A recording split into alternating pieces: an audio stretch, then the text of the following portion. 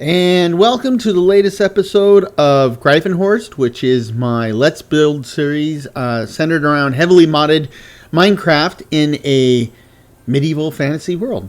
And in the last episode, you can see that we worked on the area down below where we expanded it quite a bit, and we are able to produce more resources than we were before. And I'd like to expand that, but with the rapid expansion of resource production, we need a rapid expansion of storage. You need some place to put all this stuff. So that's the goal today. So the same tools we use to do massive terraforming within a single episode are the same tools that we can use to try to do a massive amount of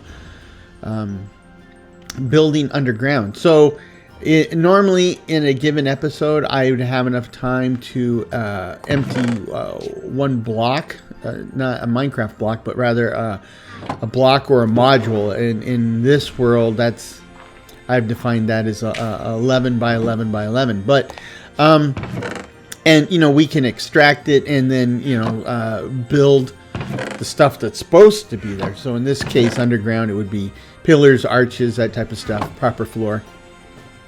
But with these new tools, I'm going to attempt to do 3 blocks simultaneously, and that's good because that would give us a massive amount of new storage space.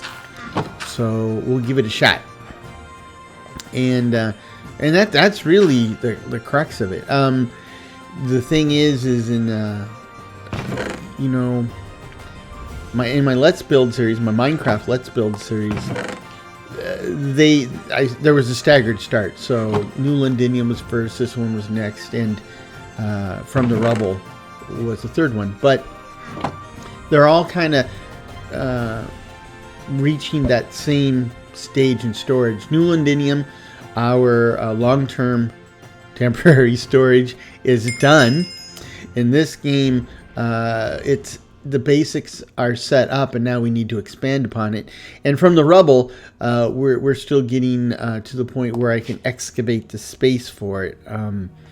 So there, out of the 3, this one's kind of like in the middle. And after running around in New Londinium with proper storage and a fairly empty inventory and backpack, I like it. I mean, I've had it before, but my Minecraft playtime lately has been these series, and you play an hour in a game world every 2 weeks. It's been a while since I had clean inventories in Minecraft, so it was nice. It was nice. And speaking of that, this past week was the 1 calendar year in real life since I started up New Londinium. So I want to thank everybody who's been with me, who's been with me any portion of that journey, but I especially want to thank those who've been with me since the beginning.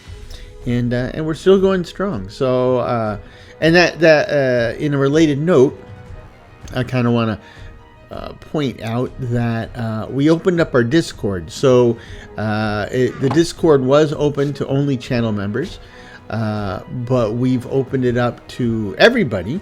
There are still some sections of the Discord that are only for channel members, but most of it is actually open to the public. So I would love to see you there.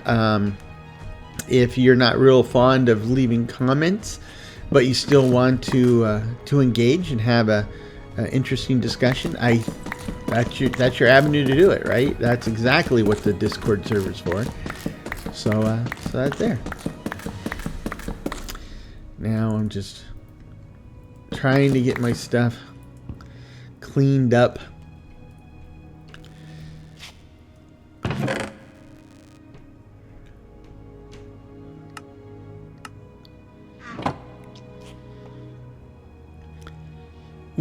It was, I've been playing Minecraft for a long time, but it's only this past year that I learned that throwing planks in the furnace will get you exactly the same burn time as throwing logs in the furnace. But of course, you know, one log can be converted to 4 planks. So if you take a log and convert it to 4 planks, you get 4 times the burn time. Now, normally you use coal or charcoal. I get that, but sometimes you just grab something that's available. Like I don't have any real use for birch, so throwing it in here like this, it works for me. But I didn't check to see if they ever changed that, but I was pretty sure that once upon a time, logs got you a lot more burn time than planks. But it doesn't matter now. It is the way it is now, and it was good to know. But it just reminded me to always be on my toes. And sometimes things that we've believed for a long time aren't necessarily true. I'll deal with that stuff later. We, like I said, we're not going to be doing gardening up top. This time we're going to the bottom. And no, I think he's the same guy I've been talking to for a while. What is... Hey! Do you mind? I guess you do. Okay, thanks. Yeah. I am interested in getting that pine tree from him, but not interested enough to stop what I'm doing. Grab some emeralds.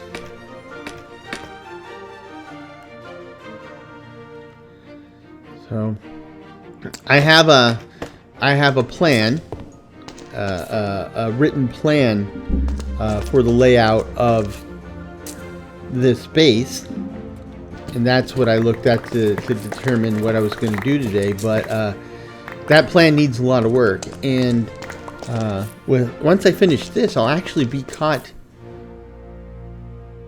back up. So I think maybe tomorrow or the next day, which doesn't mean anything to you because you're watching this 2 weeks later. But tomorrow or the next day, I think I'll try to do a live stream and go through the plan and modify it. It needs a lot of work. So hopefully by the time you're watching this, you might have seen that and participated. That'd be great.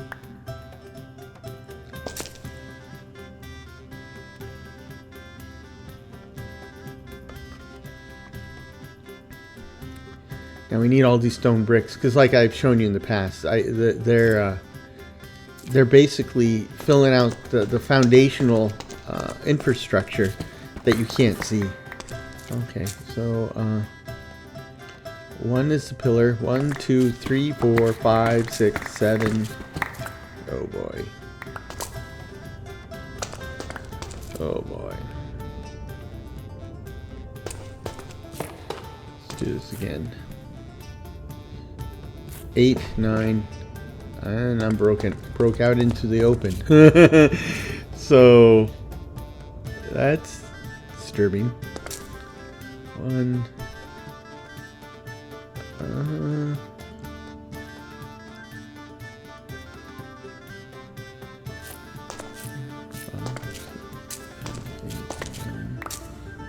And in the corner, there we go.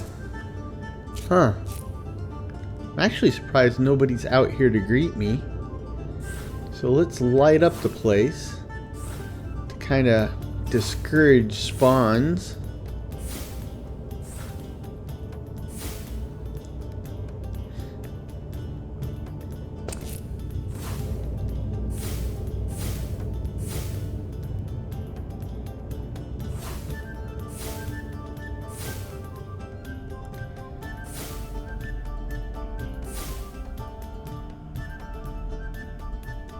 Okay, I think that'll do it. I mean, I don't see any little dark corners or crevices.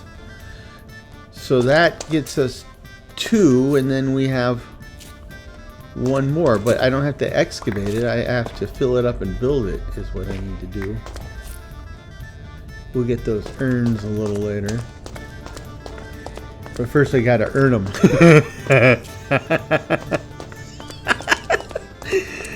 Oh, gosh.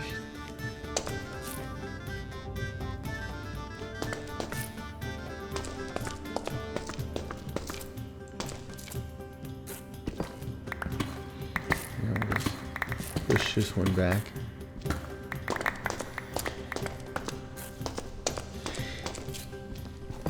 You know, I was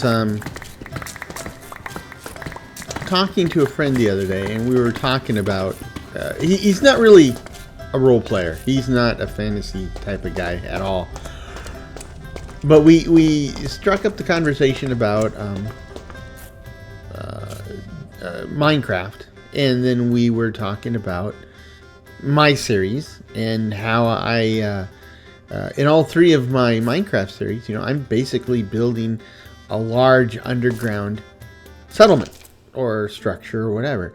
And we were talking about that because, you know, his thing is, you know, they give you this big Minecraft world, you know, larger than the surface of the earth, with all these forests and mountains and different biomes and in some cases, a lot of cases, it could be absolutely stunning and beautiful. Why, you know, you with all that real estate and all that stuff to see upstairs, why are you building big complexes downstairs all the time? And it was an interesting question. I mean, it's a valid question, right? But I think it kind of boils down to a number of different things. The first of which is just practicality, just pure and simple practicality. The first time you play Minecraft, you know,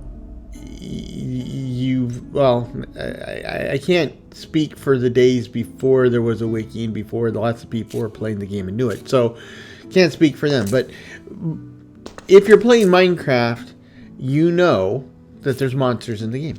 You just know that, right? That's part of the Minecraft public common knowledge package. and you learn very, very quickly that I'm gonna see if so I just learned I forgot that I should probably dig one block above the intended floor level so I can reach all the areas of the ceiling I need to, but I didn't. I'm yakking. So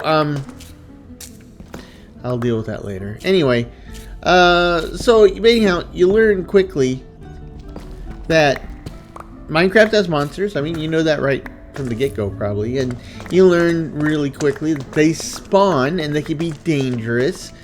And you need to, even if you're not a builder, you need to build something to get away from them, right? To be safe from them. Okay, that's a given. But one of the first things you learn is that when the monsters spawn, 9 times out of 10, they spawn in darkness. They spawn in the dark little recesses and corners of your world. Now, that would generally, saying that, you would think, oh, why are you building underground? Because that is the definition of underground, darkness, right? Yeah, I get that, but where I'm headed with this is early on, you're on the surface, and when night comes, there's no place to hide from the monsters, really. That's a pretty loud bat. Anyway,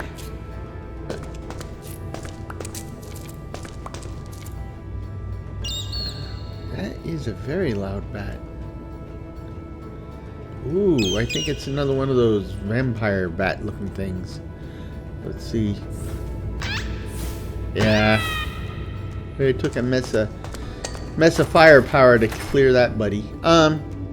Anyhow, so you're on the surface and you learn very quickly that you got to get away from these guys, right? And now you don't have to leave the surface. You can certainly just build and build and build on the surface. Just make sure that you light everything up, and you shouldn't have a problem with mobs. And you learn that very quickly. But You also learn fairly quickly, it's Minecraft. In the name, they really kind of go out of their way to send you underground. And with that being said, well, not even that being said, just along those lines, you know, a lot of the stuff you need is underground. You know, you're not gonna, you can find some iron on the surface, but you're gonna find a lot more underground. You won't find any diamonds on the surface. You won't find any redstone on the surface, or gold, right? So eventually, sooner or later, you wind up coming down here, and once you're down here, so now you know, the natural process is you've already built above, you learn to light stuff up. Now you're digging down, and if you dig down, if you light stuff up, you're safe, just like you're on the surface, but in some ways you're safer, right? Because if you build a little house on the surface and you light up the inside, and the bad, you know, it's nighttime and the bad guys are all spawning all around you because, you know, it's dark. So you're safe in your house, but they're out there. They're still out there. They're outside your house. But if you build underground, same thing. You have your little space. You light up your little space. But unless you hit a big cave system, they're not spawning in the solid rock all around you, right? So you are safer. And even if you don't logically go through that thought process, I think there's just something fundamentally and psychologically secure about that appeals to us. And it makes good sense because you know, it is a pain in the butt for bad guys to get you down here. Now, this has always been true. Now, and it extends, not just this game, it extends to other games as well. If you ever, I don't know if you've heard of it or if you've ever played it, but there's a game called Empyrean Galactic Survival. Empyrean Galactic Survival. And it's a survival builder, but it's a science fiction one based on a number of planets. And in that one, there are factions. There's different factions, most of them alien. And generally... Oh, okay, kobold. Generally, the factions are all reasonably friendly, and you can do stuff to make them more friendly. But there's one faction, I forget the name of it. They're basically the antagonists to everybody. Nobody likes them, and they attack you mercilessly. And here's the thing: if you build a base. Now, I don't know if this has changed, but I mean, the last time I played the game was like, I don't know, 5 years ago, 8 years ago. But if you build a base, within 10 minutes, they start attacking your base. And they just keep coming. And they keep coming, right? You get breaks, obviously, but, you know, then that's probably why I didn't like the game, because, you know, I'm a builder, and I like the idea of building something and then testing it to see if it'll keep the bad guys out. I just don't want them there all the time. Anyway, so if you build completely on the surface, oh, you're in trouble, man. You're in trouble, because they're going to come at you. They come at you with ships and heavy weapons, and they start, you know, blasting your base to bits from every direction. And unless you've played this thing like an RTS, where you just jumped in and started building defenses right away, and you can't, because you need, you know, to develop the technology and the materials and stuff to make those defenses, they're just gonna come at you. And so rapidly, you know, after about the 5th time I started the game and was being invaded right away, I realized, why don't I just build underground? And there you go. It's exactly the same principle. I found building underground forced them to basically attack me at the door. And so instead of trying to protect my base by fortifying from attacks from every direction and above, I could just dig into the side of a mountain and fortify the living snot out of that one door into the mountain, right? And then I was able to actually enjoy some level of success, and I was able to press on with the game. So the principle's there. It's kind of universal. It's kind of constant. Now, I find all of that interesting because when I was, computer games, right, and computer role-playing games and stuff, we all have this concept of the dungeon. Okay, so Dungeons and Dragons, same thing, and we even have this term, dungeon crawler, right? So the classic dungeon crawler is like a temple or something, and you go into the entrance and there's rooms, and you you work your way through the rooms one by one, deeper and deeper, and usually there's a boss at the end, and great fun, except for one thing. That's not what a dungeon is, right? I mean, if you go and you look up the dictionary definition of a dungeon, or historical examples of dungeons, basically you can think of them as jail cells, right? When you threw somebody in a dungeon, the dungeon was a jail cell, basically. And so what that means is that, this idea that we've built in fantasy of these large underground complexes, I'm not saying those don't exist, but those are not dungeons, right? Oh, I forgot about this guy. If I give him gold ore, basically he can take 2 gold ore and transform them into 3 gold ingots, and I don't have any gold ingots. Same type of thing with iron, but I don't have iron at the moment. Anyway, so those aren't really dungeons, though, right?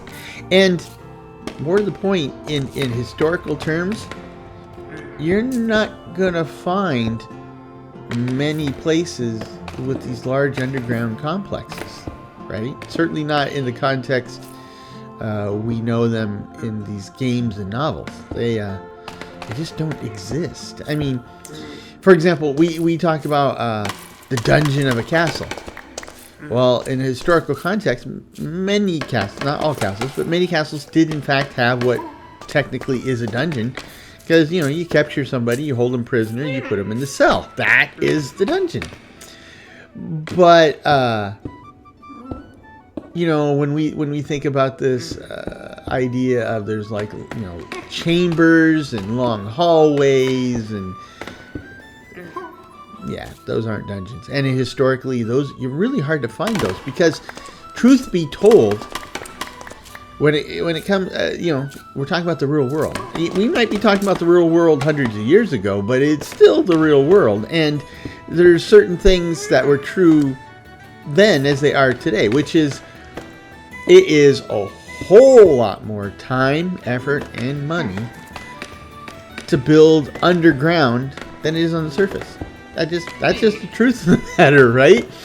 I mean, and if so there are cases where people do.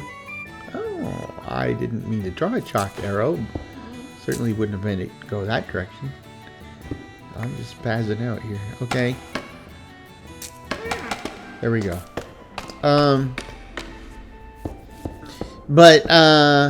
Yeah, I mean, if you're gonna, it's just expensive, and there's an engineering problem too. If you start building underground, if you build on the surface, for the most part, you got to make sure your roof can keep the rain off your head. And in there, some places you might get enough snow, you got to worry about it being able to hold up a bunch of snow. Okay, easy peasy. You start building underground, you got to make sure the roof, any chambers. Oh, there's some gold. So we can grab this and then trade with the Goblin Trader and multiply our money. So I should get 4 times 3 is 12. So let's get it. Yep, 12. And I have 1 left over. Thank you, sir. Pleasure doing business with you. Yeah, but, you know, if you're building on the surface, you might have to worry about, you know, warding off a heavy snow or something. But you build underground, you've got to support all that rock and dirt and everything else, right?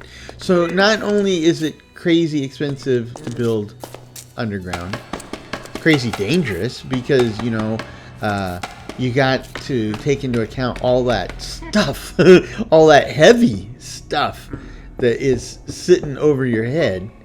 And what's more, you know, when we do like what I'm doing here, I'm doing a multiple stories underground with, and they're kind of stacked on top of each other, like a modern building type of thing, right?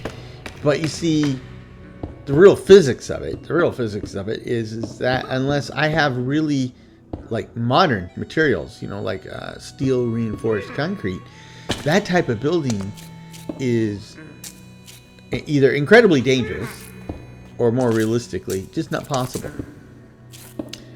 So now I say all that, but there are places. Oh boy. There are places, man, that did indeed dig extensively underground. There's, I'm thinking there's several places in the Middle East, particularly, right, like Petra, right, where you have large underground cities, for lack of a better term. I mean, there's tunnels and chambers and rooms, but there were, and within those there were living chambers, granaries, workshops, you name it. Now,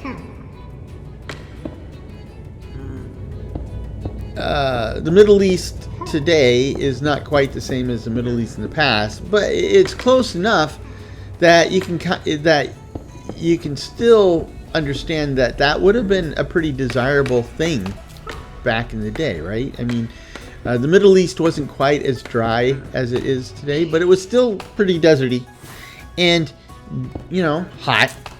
So, you know, building underground was a fabulous way to beat the heat and keep it off. It was also a great way to protect yourself from, like, sandstorms, right? And if you collected water, you know, you couldn't, like, make a reservoir and dam it up on the surface because it just evaporated away. But if you collected water and drove it underground into a cistern, well, even if it evaporated, it would condense on the sides of the walls and come back. It was a fantastic way to store and keep water, right? And in fact, you know, this is a key element in the Dune series. If you read the Dune series, you find that the Fremen, you know, pretty much all of their secret bases are underground, and they have huge reservoirs almost exactly for the reason I'm saying. So anyway, getting all the way back to what's kicked off this conversation, why do you build underground? To a large extent, it's practical. I mean, it's practical in the game in a way that it's not practical in real life.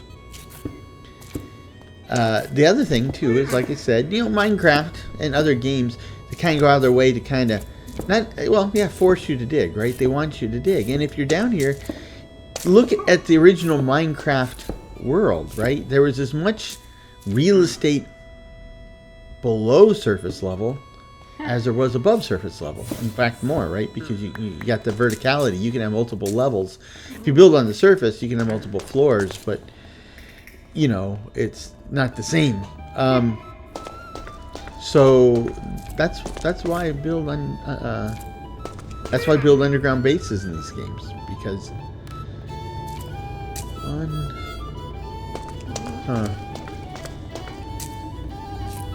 two, 1, 2, 3, 4, 5, 6, 7, 8, 9, 10. Okay, so that's another, and it lines up. That's two sections. 1, 2, 3, 4, 5, 6, 7. It's hard to do this way. Hold on. 1, 2, 3, 4, 5, 6, 7, 8, 9, 10. Okay, so this is where we got to build out to. So, you know, I was thinking I was going to have to dig out to this. But I'm actually going to have to build out to this, which is not what I intended originally, but we can do it. Not that big a deal. It will slow me down a bit.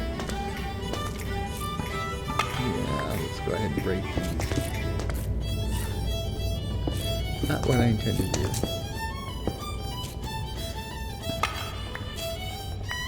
Interesting. Just smash them with a block then.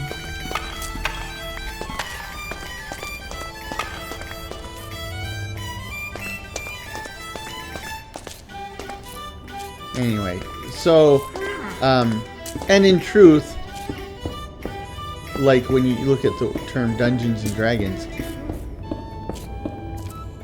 it's more of a branding thing than an actual statement that there's dungeons, literal dungeons in the game, right? When we say dungeon crawler, 9 times out of 10 or more, the dungeons aren't really dungeons. Now, why evil guys build all these extensive underground facilities?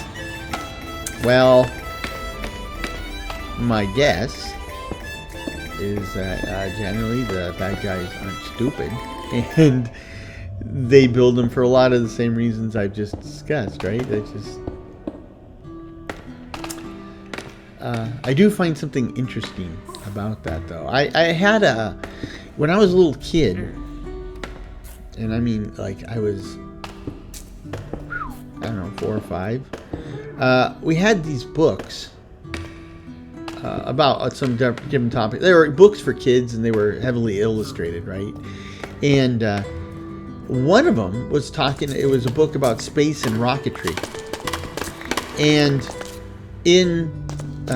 within that book, there was a section about ICBMs, because, you know, what better topic for a kid's book about in rocketry is to, you know, learn about nuclear intercontinental ballistic missiles, right?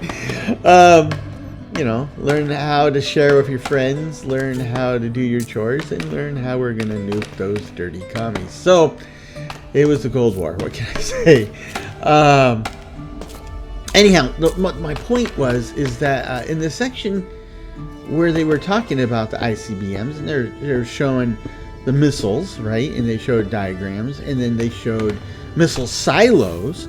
But the thing that I really zeroed in is that the missile silos aren't just a missile silo. It's not just like a big hole in the ground with doors on top, and when they go to fire a missile, you know, the doors open, they fire a missile. That is certainly all true, but that's a little piece of it, because that missile silo is not just a missile silo. It's actually an underground complex, very much like all the little underground processing and stuff that I'm doing here, right? They had dormitories, they have kitchens, workshops, the whole 9 yards. I mean, you know, these the missile silo complexes, you would have teams of guys who were living there for months on end, and if necessary could live there underground, sealed away from the rest of the planet for months or years, right? And I found that fascinating. I mean, I looked at that. I had to have been fascinating to me, because here I am, oh gosh, 50 plus years later, and it's still fresh in my mind, right? It really made an impression. And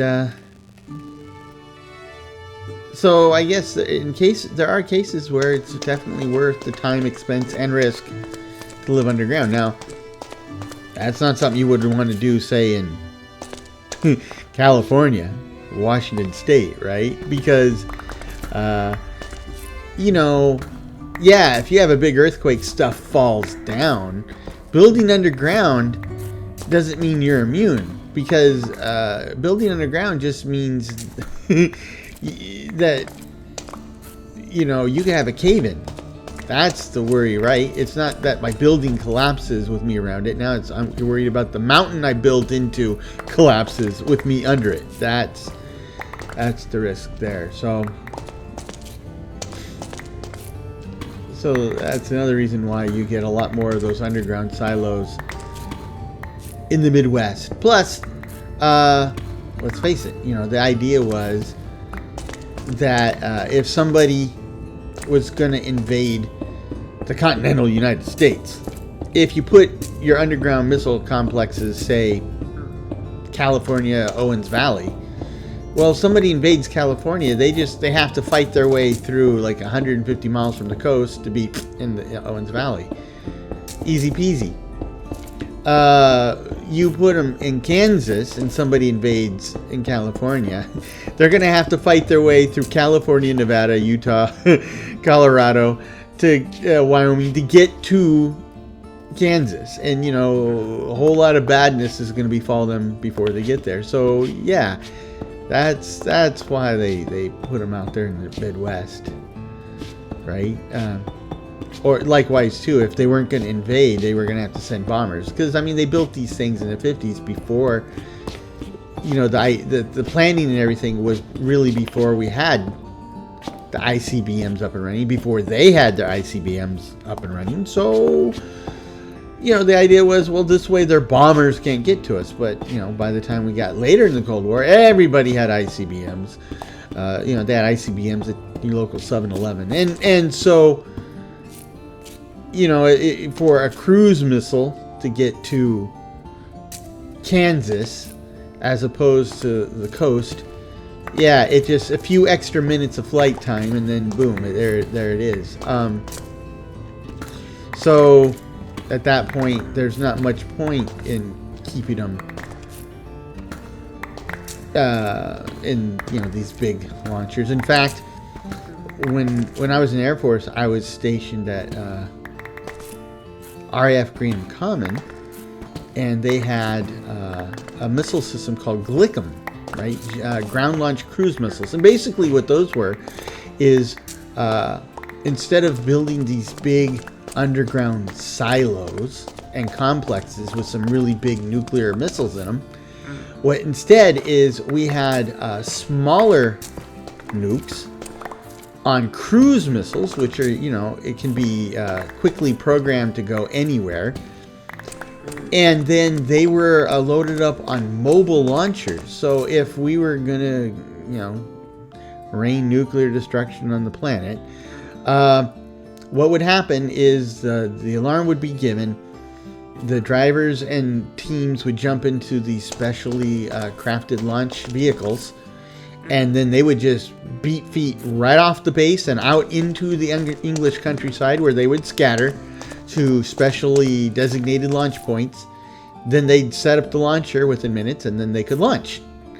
And the idea there is that unless the enemy has gotten a hold of where your secret launch positions are, he's going to have to carpet nuke all of the United Kingdom to get your launchers, right? And chances are he doesn't have the ordnance or the will to do that. Now,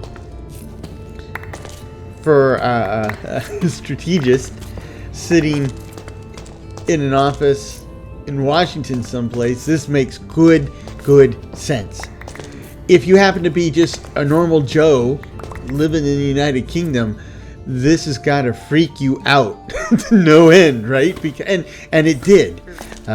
Our base, one of the defining traits of our base were the Greenham Peace Women. Now, it's not just the Peace Women. I mean, when the United States said they were going to reactivate this base and set up nukes there, a lot of people in the UK were upset, and a lot of people protested. But the ones that stuck out the most were the peace women because, and you can look them up, but these were, well, in time, these essentially became professional protesters. They were, very much against, I'm just yakking here, and I just realized I'm digging where I don't even need to dig. I am digging too deep. Anyway, even after the general ruckus calmed down, the peace women, they built camps outside the gates, the front gate and the back gate, and they basically tried to cause grief to the U.S. military and the RAF and the Ministry of Defense.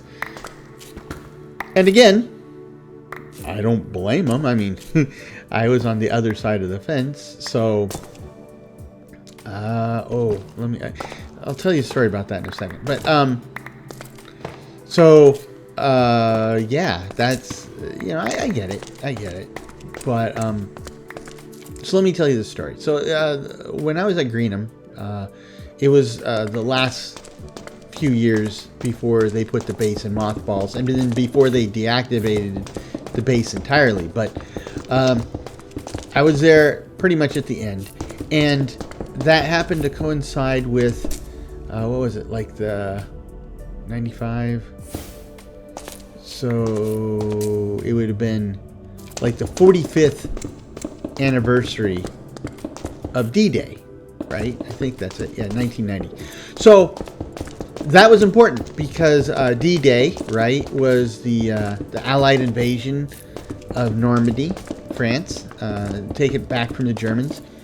And while the invasion had a massive flotilla of ships and equipment that were coming in by water, the one of the innovations for the time was that it was also an air invasion, right? They were going to drop a massive amount of material and troops from the air.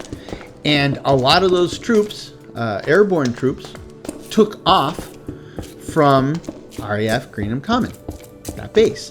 So, in fact, that's where General Eisenhower, Dwight D. Eisenhower, gave the eyes of the world are upon you speech to the men who were about to take off. Anyhow, all of that's important because for the 45th anniversary of the D-Day invasions, they were having some really big observances at RAF Greenham Common, and they were going to have a lot of VIPs there, both English, French, and American. And one of the VIPs was Eisenhower's son, who was, I think at the time, was a senator. So he was going to come and speak. Now, all of that's important because you have to understand, like, people always talk or make jokes about doing like yard work as part of their military service, right? Like in the Army, guys are, they used to frequently complain about, they are out there pulling weeds and all that stuff on base. And back then it was very much true, except Air Force bases. Air Force bases had a tendency to just hire civilian contractors, right? It's like, I got an airman, he's doing airman stuff. I don't need him to go out and pull weeds. But sometimes when there's a special situation, such as a bunch of VIPs coming to your base to have a big ceremony for the 45th anniversary of D-Day, you need more or faster than civilians will allow, and that's how I wound up getting pressed into weeds and seeds duty, right? So we were out there picking up trash and picking out weeds and all this stuff. Now, there's another story about that. I'll get to that too. But anyhow, so that's what we were doing, and we not fun, but it had to be done. Now, I'm out there.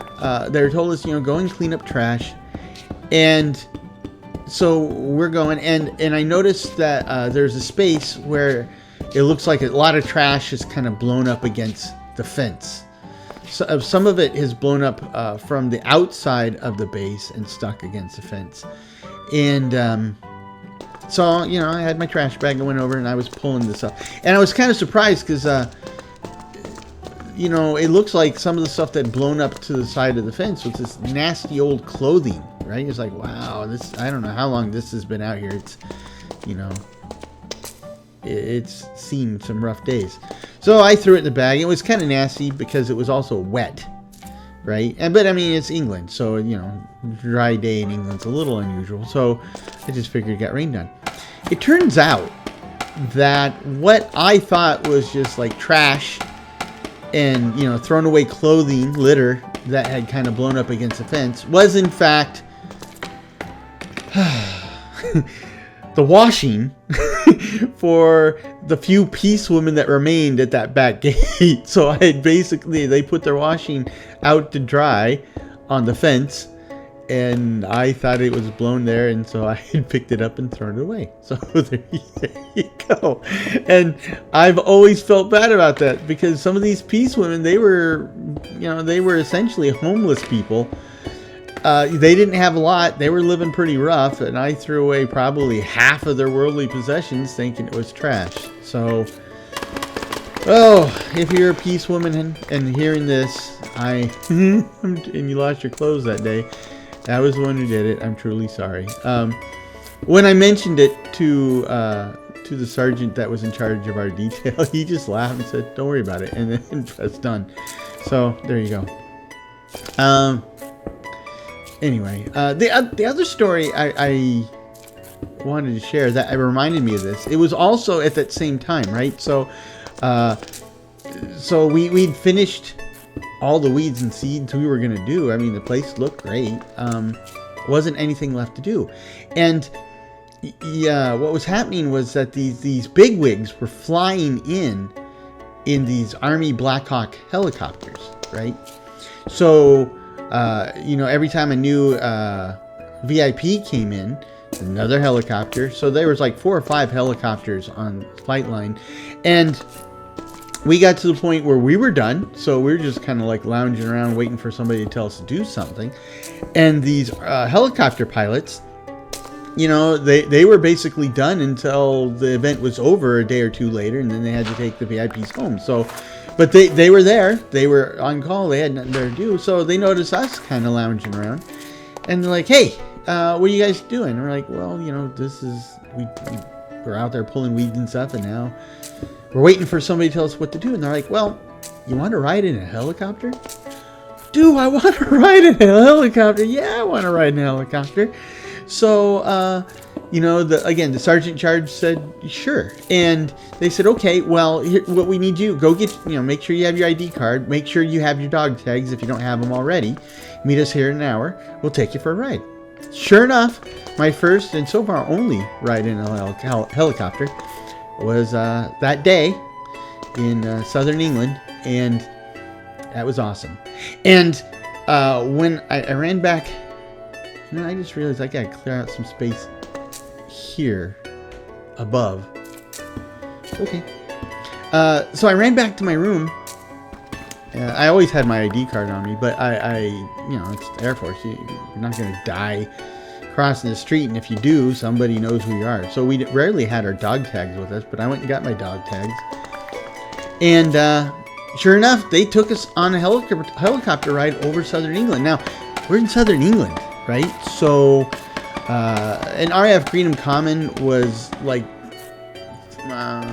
you know, due west of London.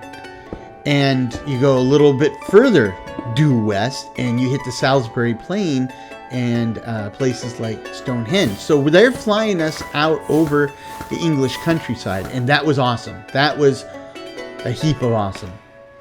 But they flew us over Stonehenge. Now, we buzzed Stonehenge. We got to Stonehenge, and they dropped down to about 50 feet over Stonehenge and circled. And I kicked myself for not bringing my camera. Some guys had cameras with them. And so they have pictures of Stonehenge above Stonehenge. I mean, you go visit as a tourist, you might get some great photos of Stonehenge And on certain days you can get right to Stonehenge, but how many of those people have pictures above Stonehenge? You know, up close and personal. Not that many. It was awesome. Oh, that was awesome. So anyway, I digressed because I started talking about the nature of dungeons and building underground, and look where I wound up. But that's the state of it, you know. Yes, I have a lot of great, well, great to me at least, stories of my time in the military. I won't tell you this one now, but I mean, I did hint. I don't think it was this series. It might have been another series, but I mentioned that yes, there is a time when a monkey ate my glasses, and yeah, that's one of my military stories. But yep, it really did happen. It did happen. I think I might have also hinted that there was a time that I learned to walk on water, and yeah, that did happen. I mean, I don't know. It was a great time to be in the military because we didn't really have any wars. I mean, the Gulf War happened right at the end of my active duty time, and yeah, being in the peacetime military had some interesting opportunities. Being in a wartime military, it certainly has some interesting opportunities, but you might not walk away from all of them. So I used to be really gung-ho about the military. I still am very supportive of the military. And very appreciative of those in uniform and those who once wore the uniform. So, and if you're one of those, then thank you for your service, truly. And I'm a firm believer in the military. I believe we have to have them. It's just how we have used the American military for the past 20 or 30 years. Not a huge fan, right?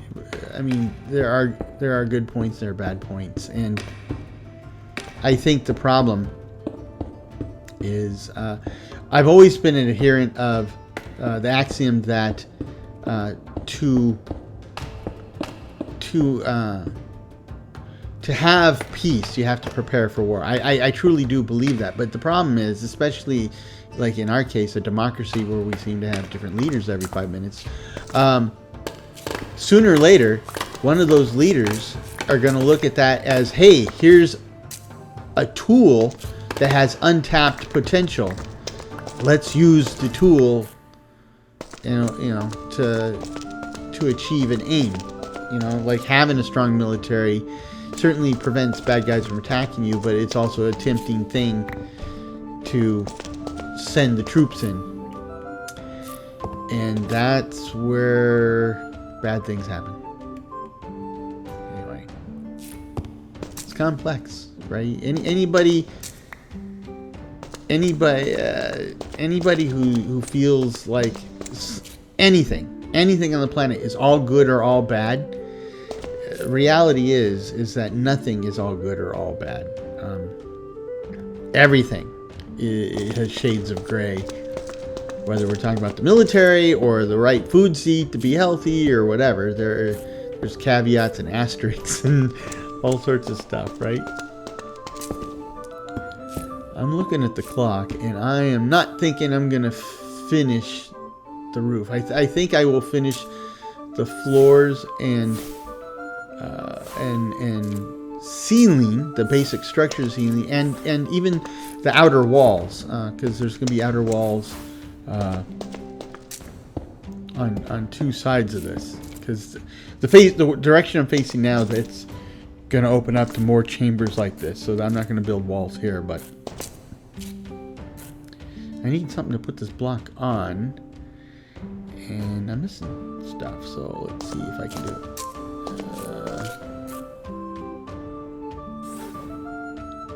Stop it.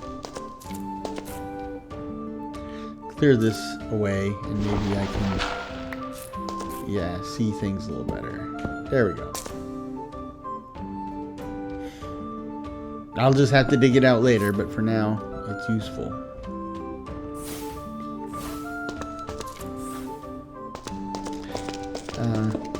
Yeah, this past week I had an appointment with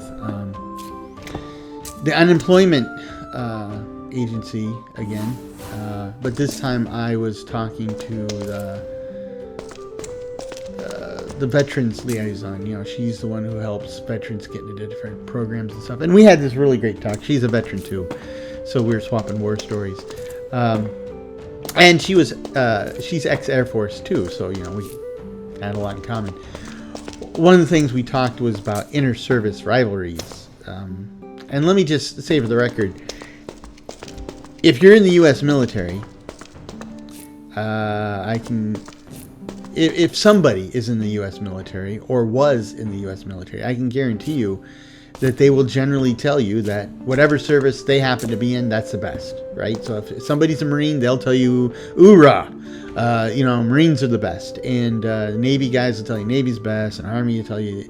And along those lines, they will razz each other, right? So, you know, you got a Navy dude hanging out with an Air Force dude. They're both gonna bust on each other about their service, right? The Navy guy will make fun of the Air Force, and the Air Force guy will make fun of the Navy, and that's just how it is. And they will laugh, and they will laugh, and they will laugh.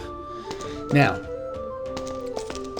if a civilian makes fun of any branch of the military, or even worse, like if a civilian tries to get themselves into a conversation between Navy guys and Army guys or Air Force guys, and while they're making fun of each other, you will be surprised at how quickly all veterans or service members, active service members, will turn around and group together to defend each other. And it's one of the things I guess you just kind of instinctively learn. Like, we can make fun of each other all we want, but anybody outside of the military circle that tries to make fun of any of us is making fun of all of us, and we're not going to have it. Whether it's right or wrong, I don't know, but it's something that I like. Actually, I appreciate that because it's a bond. So, okay, there's one of the walls.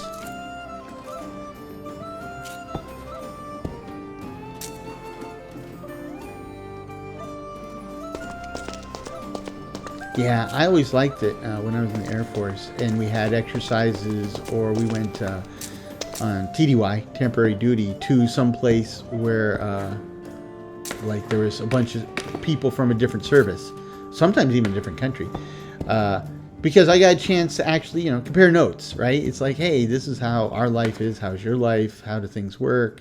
Here's our systems. What equipment do you have? It was just interesting. I always found it fascinating, right?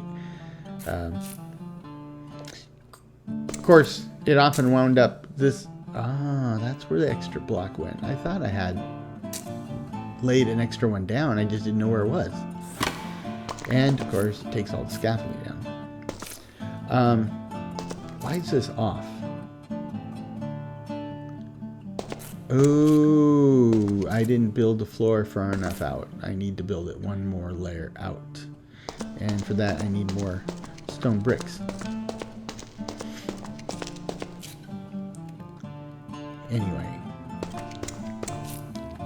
Anyway, that's enough military talk. I will tell you this, though. You know, my girls are an age that they're looking at college. There was a brief time where they were maybe considering joining the military. I did not actively discourage them, but I really didn't actively encourage them either, because like I said, you know, when I was in the military, it was the Cold War. And now, of course, I was there for Desert Shield and Desert Storm, but even then, those were fairly short, right? And the idea is we're doing this because we felt like we had to. It's not like it wasn't It wasn't like it is now, right? Where when we wind up going to war, we wind up going to war for decades. And